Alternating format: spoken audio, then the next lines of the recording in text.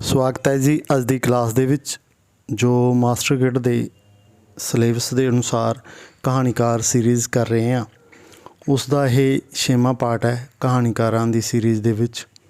अज दे कहानीकार की गल करते हैं जदों तो उन्हां दा नाम तुसी सब ने जानिया पछाणिया हैगा ते तुसी सब ने सुनिया हैगा। तो गल करते हैं जी अज दे कहानीकार की। सुजान सिंह। सुजान सिंह का नाम तुसी सारे ने सुनिया होएगा। तो उन्होंने जीवन काल की गल करते हैं जदों तो उन्होंने जीवन काल जी 29 जुलाई 1919 तो लैके 21 अप्रैल 1993 तक का चलता सी। वो एक पंजाबी के प्रसिद्ध कहानीकार दे वजों जाने जाते हैं। हालांकि उन्होंने पहचान एक कहानीकार के तौर पर है तो पर उन्होंने जिहड़ी प्रसिद्धि मिली आ वो लेख लिखण करके भी मिली हुई है। उन्हों का पहला लेख तवियां दा वाजा उस वेले दे जिहड़े रसाले ने उहदे विच छपिया सी ते बहुत ज़्यादा प्रसिद्ध होया सी। उस तो बाद उन्होंने 2 लेख संग्रह लिखे ने। इस तो इलावा उन्हां दियां कुछ कहानी संग्रह ने जिहड़े दुख सुख, उस तो बाद दुख सुख तो पिछों, डेढ़ आदमी, मनुख ते आदमी बहुत ज़्यादा प्रसिद्ध ने। प्रसिद्ध कहानीकार सुजान सिंह पूरी तरह यथार्थवादी समाजवादी विचारधारा नूं अपनाया हैगा। उन्हां दियां कहानियां दे विच विषय की गल करते हैं वो समाजिक है, नरोल समाजिक। समाज विच व्यापक दुखां दर्दां नूं बड़ी ही सिद्धते नाल पेश करते हैं। वो समाजिक पीड़ नूं अपने निजी दुखां दा जिहड़ा हैगा कह लो जी अगलेरा विस्तार सीगा उन्हां दा। मुढ़ली जिंदगी के बारे उन्हां दी चर्चा करते हैं।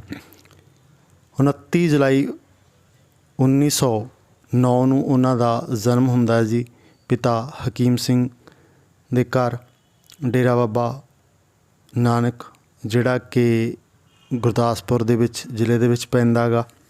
ते सांझे पंजाब उस समय की पुराने जमाने की गल कर रहे हैं तो सांझे पंजाब दे विच आंदा गा।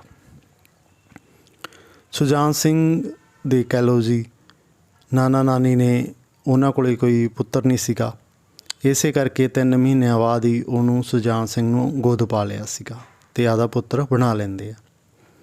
नाल ही वो नाना जी दे नाल कलकत्ते दे जदों आपां गल करदे आ उन्हां उत्थे चले जांदे आ ते उत्थे वो काम की करदे सीगे जी ठेकेदारी दा ते वो एक कह लो अमीर ठेकेदार सीगे।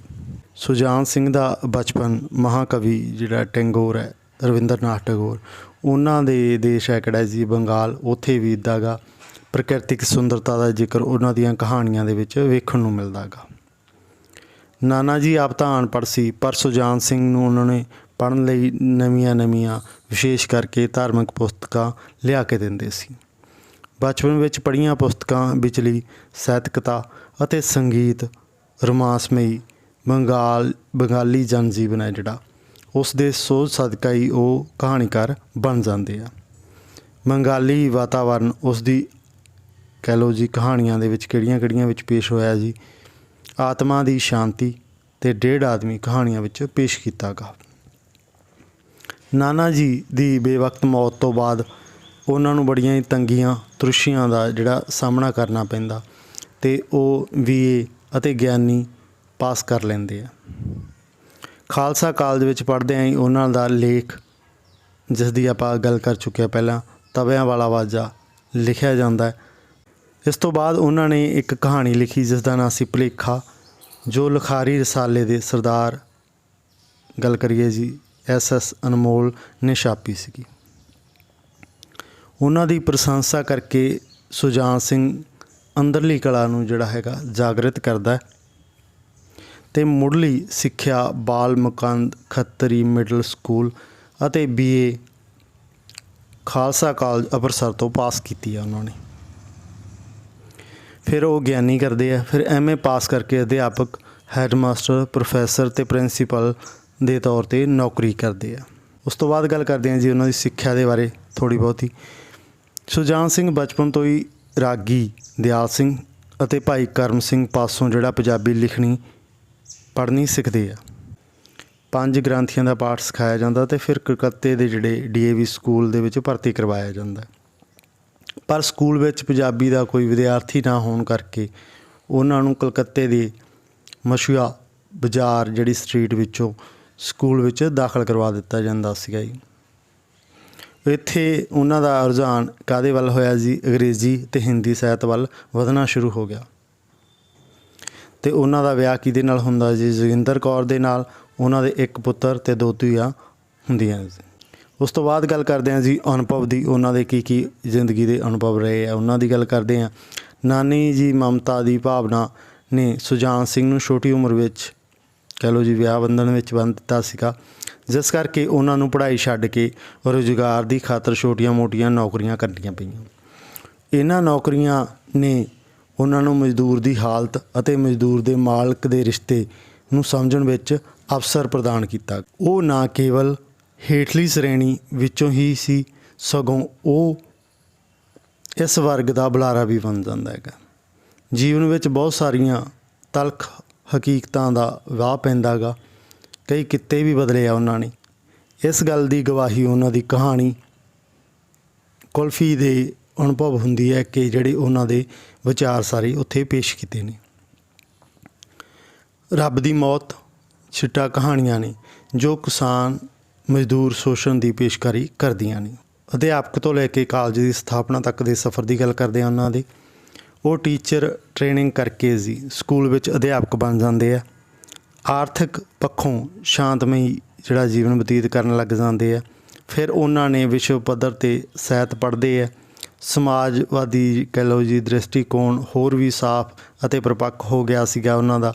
ਜਦੋਂ ਉਹ MA ਪਾਸ ਕੀਤੀ ਤਾਂ ਸਕੂਲ ਦੇ ਹੈੱਡ ਮਾਸਟਰ ਲੱਗ ਜਾਂਦੇ ਆ। MA ਪਾਸ ਕਰਕੇ ਉਹ ਕਾਲਜ ਵਿੱਚ ਪੜ੍ਹਾਉਣ ਯੋਗ ਹੋ ਗਿਆ ਸੀਗਾ। ਫਿਰ ਕਾਲਜ ਵਿੱਚ ਕਹਿ ਲਓ ਜੀ ਅਧਿਆਪਕ ਬਣਨ ਦੇ ਸ਼ੌਂਕ ਅਤੇ ਵੱਧ ਤਨਖਾਹ ਵਾਲੀ ਨੌਕਰੀ ਹੈੱਡ ਮਾਸਟਰ ਦੀ ਨੌਕਰੀ ਨੂੰ ਛੱਡ ਦਿੰਦੇ ਆ ਅਤੇ ਉਸ ਤੋਂ ਵੀ ਘੱਟ ਤਨਖਾਹ ਵਾਲੀ ਜਿਹੜੀ ਕਾਲਜ ਦੀ ਲੈਕਚਰਾਰ ਦੀ ਨੌਕਰੀ ਉਹ ਪ੍ਰਵਾਨ ਕਰ ਲੈਂਦੇ ਆ। ਅਧਿਆਪਨ ਕਾਰਜ ਦੇ ਉਹਨਾਂ ਦੀ ਗੱਲ ਕਰਦੇ ਹਾਂ ਜੀ। ਆਦਰਸ਼ਵਾਦ ਦੀਆਂ ਲੀਹਾਂ ਨੂੰ ਹੋਰ ਵੀ ਮਜ਼ਬੂਤ ਕੀਤਾ ਜੀ। ਫਿਰ ਉਹਨਾਂ ਨੇ ਕਲਾ ਅਤੇ ਵਿਸ਼ੇ ਦੇ ਪੱਖ ਤੋਂ ਉੱਚ ਕਹਿ ਲਓ ਜੀ ਉੱਚ ਦਰਜੇ ਦੀਆਂ ਕਹਾਣੀਆਂ ਲਿਖੀਆਂ ਨੇ।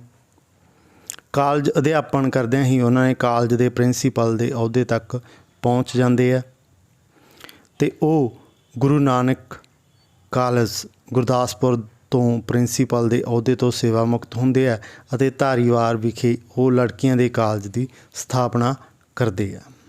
ਪ੍ਰਭਾਵ ਉਹਨਾਂ ਦੇ ਕਿਹੜੇ ਨੇ ਉਹਨਾਂ ਦੀ ਗੱਲ ਕਰਦੇ ਹਾਂ ਅਸੀਂ। ਦੇਸ਼ ਦੀ ਵੰਡ ਤੋਂ ਬਾਅਦ ਜਿਹੜੇ ਵਾਪਰੇ ਖੂਨੀ ਦੰਗੇ ਫਸਾਦ ਨੇ ਲਗਭਗ ਹਰ ਕਲਾਕਾਰ ਨੂੰ ਉਹਨਾਂ ਨੇ ਝੰਜੋੜਿਆ ਸੀ। ਸੁਜਾਨ ਸਿੰਘ ਨੇ ਵੀ ਫਿਰਕੂ ਫਸਾਦਾਂ ਸੰਬੰਧੀ ਕਹਾਣੀਆਂ ਲਿਖੀਆਂ ਨੇ। ਉਹਨਾਂ ਦੀ ਕਹਾਣੀ ਗਊ ਮਾਤਾ ਇਸ ਗੱਲ ਦੀ ਪੇਸ਼ਕਾਰੀ ਕਰਦੀ ਹੈ ਕਿ ਵੰਡ ਦੇ ਕਾਰਨ ਦੱਸਿਆ ਕਿ ਸੋਝੀ ਕਰਵਾਉਂਦੇ ਆ ਹਿੰਦੂ ਮੁਸਲਮਾਨ ਸਿੱਖ ਉਹਨਾਂ ਸਾਰਿਆਂ ਨੂੰ ਕਿ ਵਿਦੇਸ਼ੀ ਹੁਕਮਰਾਨਾਂ ਨੇ ਉਹਨਾਂ ਨੂੰ ਮੂਰਖ ਬਣਾਇਆ ਹੈਗਾ। ਮੁਗਲ ਖਾਲਸਾ ਵਿੱਚ ਜਿਹੜਾ ਹੈਗਾ ਮਨੁੱਖੀ ਚਰਿੱਤਰ ਦੇ ਹਮਦਰਦ ਪੱਖ ਨੂੰ ਵਿਖਾਉਂਦੀ ਹੋਈ ਕਹਾਣੀ ਪੇਸ਼ ਕੀਤੀ ਆ ਉਹਨਾਂ ਨੇ। ਮਨੁੱਖ ਅਤੇ ਪਸ਼ੂ ਦੇ ਵਿੱਚ ਉਹਨਾਂ ਨੇ ਅੰਨੇ ਧਾਰਮਿਕ ਜਨੂੰਨ ਨੂੰ ਪੇਸ਼ ਕੀਤਾ ਹੈ, ਜਿਸ ਵਿੱਚ ਇੱਕ ਜਥੇਦਾਰ ਇੱਕ ਲੋਕ ਪੱਖੀ ਵਰਕਰ ਨੂੰ ਜੀਪ ਹੇਠ ਕੁਚਲ ਕੇ ਮਾਰ ਦਿੰਦਾ। ਇਸ ਤਰ੍ਹਾਂ ਦੀ ਕਹਾਣੀ ਦੇ ਵਿੱਚ ਪੇਸ਼ ਕੀਤਾ। ਖੁਸ਼ੀ ਦਾ ਦਿਨ ਅਤੇ ਪੌ ਫੁੱਟ ਪਈ ਕਹਾਣੀਆਂ ਵਿੱਚ ਸੁਜਾਨ ਸਿੰਘ ਮਨੁੱਖ ਵਿਚਲੀ ਇਨਸਾਨੀਅਤ ਨੂੰ ਪੇਸ਼ ਕੀਤਾ। ਵਿਚਾਰਕ ਦ੍ਰਿਸ਼ਟੀਕੋਣ ਦੀ ਗੱਲ ਕਰਦੇ ਹਾਂ ਜੀ। ਉਹਨਾਂ ਦਾ ਕਿਹੜਾ ਹੈਗਾ ਵਿਚਾਰਕ ਦ੍ਰਿਸ਼ਟੀਕੋਣ, ਉਹਦੀ ਗੱਲ ਕਰਦੇ ਹਾਂ ਜੀ। ਸੁਜਾਨ ਸਿੰਘ ਵਿਚਾਰਕ ਦ੍ਰਿਸ਼ਟੀਕੋਣ ਆਮ ਸਧਾਰਨ ਲੋਕਾਂ ਦੇ ਦੁੱਖਾਂ ਦੇ ਕਾਰਨਾਂ ਨੂੰ ਜਾਣਨ ਦੇ ਲਈ ਉਹ ਪ੍ਰਪੱਕ ਹੁੰਦਾ ਗਾ। ਬਾਅਦ ਵਿੱਚ ਉਹ ਸੁਚੇਤ ਪੱਧਰ 'ਤੇ ਸਮਾਜਵਾਦੀ ਪ੍ਰਗਤੀਵਾਦੀ ਵਿਚਾਰਧਾਰਾ ਨੂੰ ਪੁਰਜ਼ੋਰ ਅਪੀਲ ਦੇ ਨਾਲ ਸਮਰਥਨ ਕਰਦਾ ਹੈਗਾ।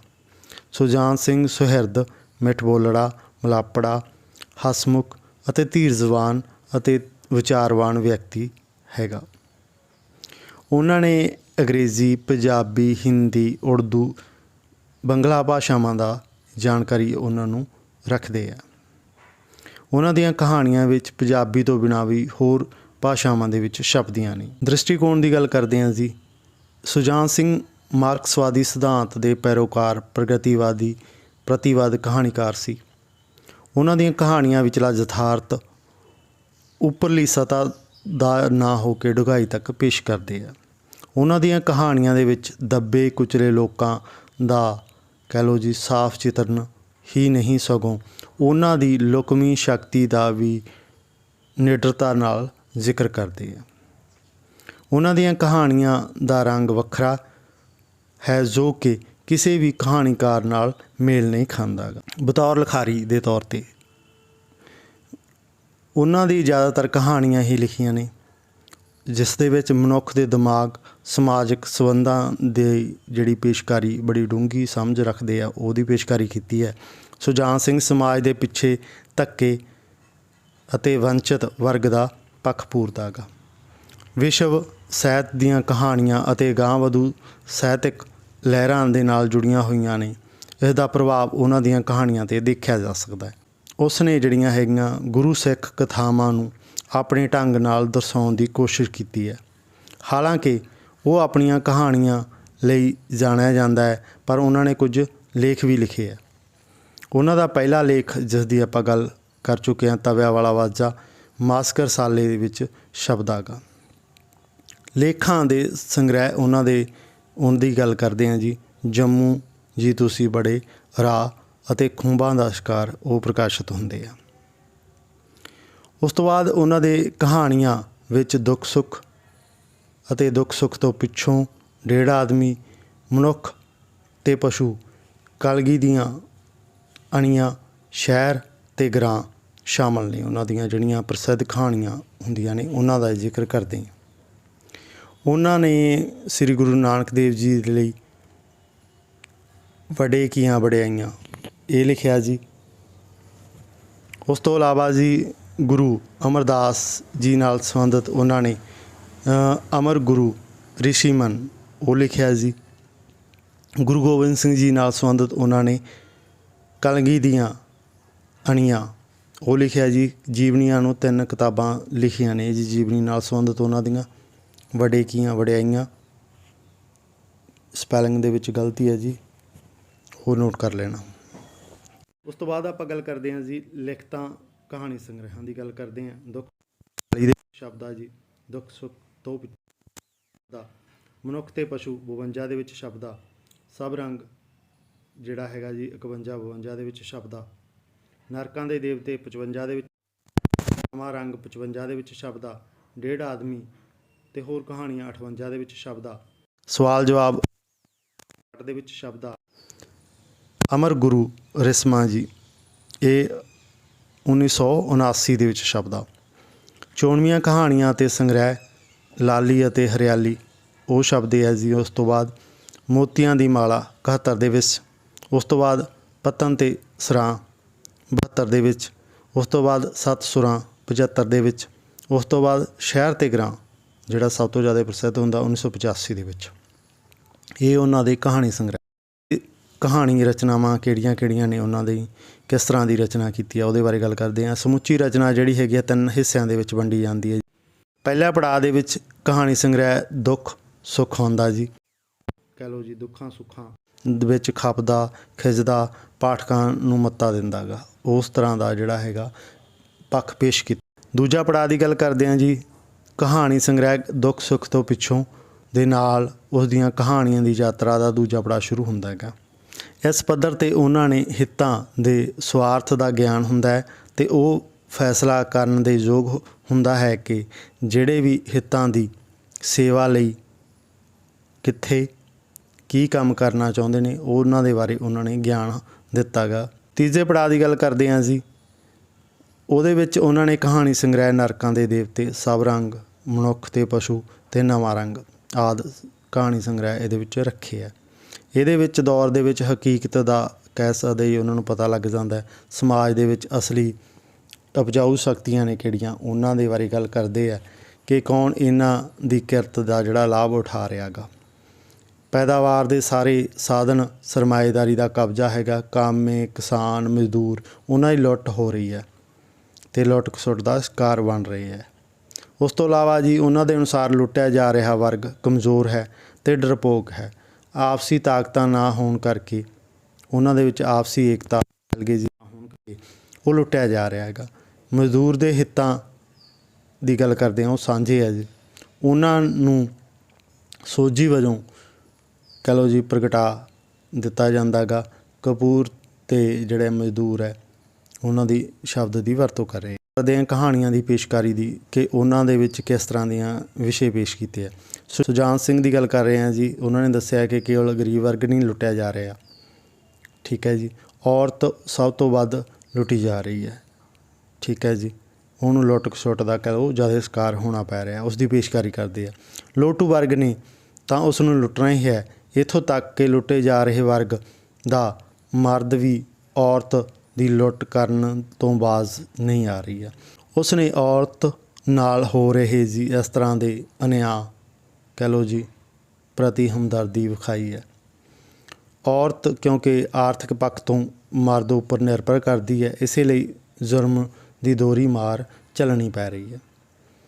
ਭੀਸ਼ਮ, ਤਪੱਸਿਆ, ਪਹਿਚਾਨ, ਡੇਢ ਆਦਮੀ, ਐਕਸੀਡੈਂਟ, ਸਵਰਗ ਦੀ ਝਲਕ, ਸੁਜਾਨ ਸਿੰਘ ਦੀਆਂ ਜਿਹੜੀਆਂ ਕਹਾਣੀਆਂ ਨੇ ਇਸ ਤਰ੍ਹਾਂ ਦੀ ਜਿਹੜੀ ਔਰਤ ਹੈਗੀ ਹੈ, ਭਾਵ ਜੋ ਲੁੱਟੀ ਜਾ ਰਹੀ ਹੈ, ਭਾਵ ਉਹਨਾਂ ਦੀ ਹਮਦਰਦੀ ਦੀ ਔਰਤ ਦੇ ਪ੍ਰਤੀ ਹੈਗੀ ਆ, ਉਸ ਨੂੰ ਪੇਸ਼ ਕੀਤਾ ਗਾ ਇਹਨਾਂ ਕਹਾਣੀਆਂ ਦੇ ਵਿੱਚ ਵੇਖਣ ਨੂੰ ਮਿਲਦਾ ਆਪਾਂ ਨੂੰ। ਉਹ ਇੱਕ ਸੁਲਝਿਆ ਹੋਇਆ ਇਨਸਾਨ ਹੈ। ਔਰਤ ਪ੍ਰਤੀ ਉਸ ਦਾ ਦ੍ਰਿਸ਼ਟੀਕੋਣ ਸਾਊ, ਕੋਮਲ ਅਤੇ ਨਿਰਮਲ ਹੈ। ਉਸ ਦੀਆਂ ਕਹਾਣੀਆਂ ਵਿੱਚ ਕਹਿ ਲਓ ਜੀ ਔਰਤ ਦਾ ਰੂਪ ਜਿਹੜਾ ਪਵਿੱਤਰ ਚਿਤਰਿਆ ਪੇਸ਼ ਕੀਤਾ ਗਾ। ਵਾਰਤਕ ਦੀ ਗੱਲ ਕਰਦੇ ਹਾਂ ਜੀ। ਉਹਨਾਂ ਨੇ ਵਾਰਤਕ ਦੀਆਂ ਕਿਹੜੀਆਂ ਕਹਾਣੀਆਂ ਲਿਖੀਆਂ ਨੇ ਜੀ। ਖੁੰਬਾਂ ਦਾ ਸ਼ਿਕਾਰ 1971 ਦੇ ਵਿੱਚ। ਉਸ ਤੋਂ ਇਲਾਵਾ ਕਲਗੀ ਦੀਆਂ ਅਣੀਆਂ ਇਹ ਲਿਖੀ ਹੈ ਜੀ। ਉਸ ਤੋਂ ਬਾਅਦ ਇੱਕ ਵਾਰਤਕ ਉਹਨਾਂ ਜੰਮੂ ਜੀ ਤੁਸੀਂ ਬੜੇ ਰਾਓ 77 ਦੇ ਵਿੱਚ ਇਹ ਲਿਖਦੇ ਆ ਜੀ। ਇਸ ਤੋਂ ਇਲਾਵਾ ਜੀ ਗੁਰੂ ਅਮਰਦਾਸ ਜੀ ਨਾਲ ਉਹਨਾਂ ਨੇ ਸੰਬੰਧਿਤ ਜੋ ਲਿਖੀ ਸੀ ਜੀ ਕਹਾਣੀਆਂ ਅਮਰ ਗੁਰੂ ਰਿਸਮਾ 1982 ਦੇ ਵਿੱਚ ਇਹ ਲਿਖਦੇ ਆ ਜੀ। ਇਹ ਉਹਨਾਂ ਦੀਆਂ ਵਾਰਤਕ ਦੀਆਂ ਰਚਨਾਵਾਂ ਨੇ। ਕਵਿਤਾ ਅਤੇ ਸੰਪਾਦਨਾ ਦੀ ਕਵਿਤਾ ਨਾਲ ਸੰਬੰਧਿਤ ਪੰਜਾਬੀ ਕਵਿਤਾ 1940 ਵਿੱਚ ਸਾਂਝਾ ਕਾਵਿ ਸੰਗ੍ਰਹਿ ਤ੍ਰਿਵੈਣੀ 1942 ਦੇ ਵਿੱਚ ਸ਼ਬਦ ਆ ਜੀ। ਉਸ ਤੋਂ ਇਲਾਵਾ ਜੀ ਸੰਪਾਦਨਾ ਧਰਤੀ ਦੇ ਲਾਲ 1961 ਦੇ ਵਿੱਚ। ਨਿਖਰੇ ਤਾਰੇ ਇਹਦਾ ਵੀ ਸੰਪਾਦਨ ਕਰਦੇ ਨੇ ਜੀ ਉਹ। ਇਹ ਦੂਸਰੀ ਉਹਨਾਂ ਦੀ ਰਚਨਾ ਸੰਪਾਦਨ ਦੀ। ਉਸ ਤੋਂ ਬਾਅਦ ਆਪਾਂ ਗੱਲ ਕਰਦੇ ਹਾਂ ਜੀ ਕੁਛ ਹੋਰ ਕਹਾਣੀਆਂ ਨੇ ਚਾਹੇ ਹੋਰ ਰਚਨਾਵਾਂ ਨੇ, ਜਿਵੇਂ ਪਠਾਨ ਦੀ ਧੀ, ਬਾਗ ਦਾ ਰਾਖਾ ਬਹੁਤ ਪ੍ਰਸਿੱਧ ਨੇ ਜੀ। ਇਸ ਤੋਂ ਇਲਾਵਾ ਜੀ ਹੋਰ ਕਈ ਕਹਾਣੀਆਂ ਦੀ ਗੱਲ ਕੀਤੀ ਹੈ। ਵਡੇਕੀਆਂ ਵਡਿਆਈਆਂ ਇਹ ਗੁਰੂ ਨਾਨਕ ਦੇਵ ਜੀ ਨਾਲ ਸੰਬੰਧਿਤ ਹੈ ਜੀ। ਉਹਨਾਂ ਦੀ ਰਚਨਾ ਜੋ ਵਾਰਤਕ ਨਾਲ ਸੰਬੰਧਿਤ ਰੱਖਦੀ ਹੈ। ਸਨਮਾਨ ਉਹਨਾਂ ਨੂੰ ਕਿਹੜੇ ਨਾਲ ਨਵਾਜ਼ਿਆ ਗਿਆ ਉਹਨਾਂ ਦੀ ਗੱਲ ਕਰਦੇ ਹਾਂ ਜੀ। ਸੁਜਾਨ ਸਿੰਘ ਨੂੰ ਵੱਖ-ਵੱਖ ਸੰਸਥਾਵਾਂ ਨੇ ਪੰਜਾਬੀ ਲੇਖ ਸਭਾ, ਸਾਹਿਤ ਸਭਾ ਜੀ, ਪੰਜਾਬੀ ਸਾਹਿਤ ਅਕਾਦਮੀ ਦਾ ਫੈਲੋਸ਼ਿਪ ਅਤੇ ਉਹ ਪ੍ਰਗਤੀਵਾਦੀ ਲੇਖਕਾਂ ਦੇ ਨਾਲ ਸੰਬੰਧਿਤ ਰਿਹਾ ਜੀ। ਸਵਾਲ ਜਵਾਬ ਦੇ ਲਈ ਉਹਨਾਂ ਨੂੰ ਡਾਕਟਰ ਅਵਤਾਰ ਸਿੰਘ ਅਵਾਰਡ ਅਤੇ ਖੁੰਬਾਂ ਅਤੇ ਸ਼ਿਕਾਰ ਲਈ ਉਹਨਾਂ ਨੂੰ ਭਾਸ਼ਾ ਵਿਭਾਗ ਪੰਜਾਬ ਦਾ ਅਵਾਰਡ ਦਿੱਤਾ ਗਿਆ। ਇਸ ਤੋਂ ਬਿਨਾਂ ਜੀ ਸਾਹਿਤਕ ਸੇਵਾ ਲਈ ਸਰਦਾਰ ਕਰਤਾਰ ਸਿੰਘ ਧਾਲੀਵਾਲ ਅਵਾਰਡ ਦਿੱਤਾ ਗਿਆ ਉਹਨਾਂ ਨੂੰ। ਪੰਜਾਬੀ ਸਾਹਿਤ ਅਕਾਦਮੀ ਲੁਧਿਆਣਾ ਦੇ ਵੱਲੋਂ ਉਹਨਾਂ ਨੂੰ ਦੁਬਾਰਾ ਅਵਾਰਡ ਦਿੱਤਾ ਗਿਆ। ਇਸ ਤੋਂ ਇਲਾਵਾ ਗੱਲ ਕਰਦੇ ਹਾਂ ਜੀ ਸਾਹਿਤਕ ਸੇਵਾ ਵਾਸਤੇ ਉਹਨਾਂ ਨੂੰ international Punjabi literature trust Canada ਦੇ ਵੱਲੋਂ ਵੀ ਉਹਨਾਂ ਨੂੰ ਕਿਹੜਾ ਅਵਾਰਡ ਦਿੱਤਾ ਗਿਆ ਜੀ? ਮਨਜੀਤ ਯਾਦਗਾਰੀ ਅਵਾਰਡ। ਸਾਹਿਤ ਅਕਾਡਮੀ ਪੁਰਸਕਾਰ ਜਿਹੜਾ 1985 ਦੇ ਵਿੱਚ ਮਿਲਿਆ ਜੀ। ਕਿਹੜੇ ਲਈ ਮਿਲਿਆ ਜੀ? ਬੁੱਕ ਸ਼ਹਿਰ ਅਤੇ ਗ੍ਰਾਂ ਦੇ ਲਈ। ਇਸ ਤੋਂ ਇਲਾਵਾ ਜੀ ਉਹਨਾਂ ਨੂੰ ਭਾਸ਼ਾ ਵਿਭਾਗ ਪੰਜਾਬ ਵਿੱਚ ਸ਼੍ਰੋਮਣੀ ਸਾਹਿਤਕਾਰਾਂ ਵਜੋਂ 1971 ਵਿੱਚ ਸਨਮਾਨਿਆ ਗਿਆ ਸੀਗਾ। 1986 ਦੇ ਵਿੱਚ ਉਹਨਾਂ ਨੂੰ ਸਾਹਿਤ ਅਕਾਡਮੀ ਪੁਰਸਕਾਰ ਮਿਲਦਾ ਗਾ। ਵਿਭਾਗ ਪੰਜਾਬ ਦੇ ਵੱਲੋਂ ਸਭ ਤੋਂ ਵਧੀਆ ਕਹਾਣੀਕਾਰ ਦਾ ਖਿਤਾਬ ਮਿਲਿਆ ਸੀ ਉਹਨਾਂ ਨੂੰ।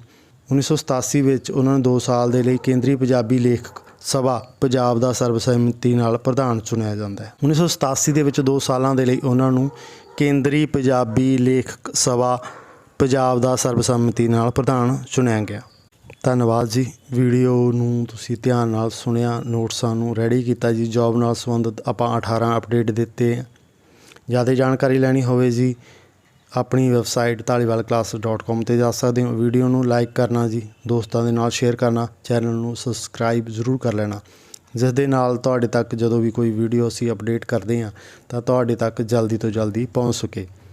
ਅਤੇ ਵੇਟ ਕਰਨਾ ਜੀ ਅਗਲੀ ਵੀਡੀਓ ਦੀ। ਅਗਲੇ ਕਹਾਣੀਕਾਰ ਨੂੰ ਲੈ ਕੇ ਉਹਨਾਂ ਦੇ ਬਾਰੇ ਵਿਚਾਰ ਚਰਚਾ ਕਰਾਂਗੇ। ਧੰਨਵਾਦ ਜੀ।